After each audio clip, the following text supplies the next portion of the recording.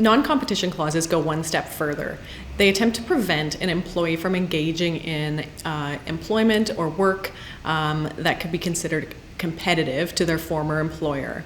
These clauses have recently come under fire by the Employment Standards Act and have now been banned, and they're now no longer to be included in employment contracts except for certain executive positions.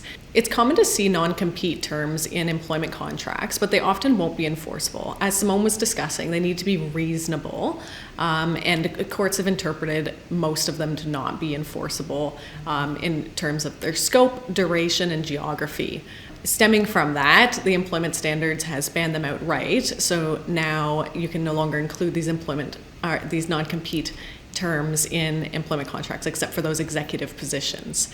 For employees that have a non-compete in their existing contract, the non-compete itself is severable, so it won't invalidate the entire contract itself, only the non-compete. Interestingly, the government only just put this term into the Employment Standards Act in October 2021. So one unknown issue, or an issue that will probably be determined in the case law in the coming months, are non-competition clauses banned for everyone, even if you signed your employment contract before October 2021, or are they only banned for contracts signed after October 2021? And in fact, there is some case law to indicate that the latter case is correct, that it's only contracts signed after October 2021 that cannot contain non-competition clauses except for C-suite executives or presidents.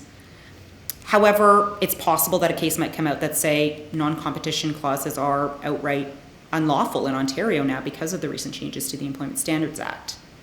However, even if the recent Employment Standards Act amendments regarding non-competition clauses don't apply to an employment contract because, for example, it was signed before October 2021, the common law still says that most non-competition clauses won't be enforceable in court because, as I mentioned, courts are reluctant to restrict employees from working in the industry of their choosing.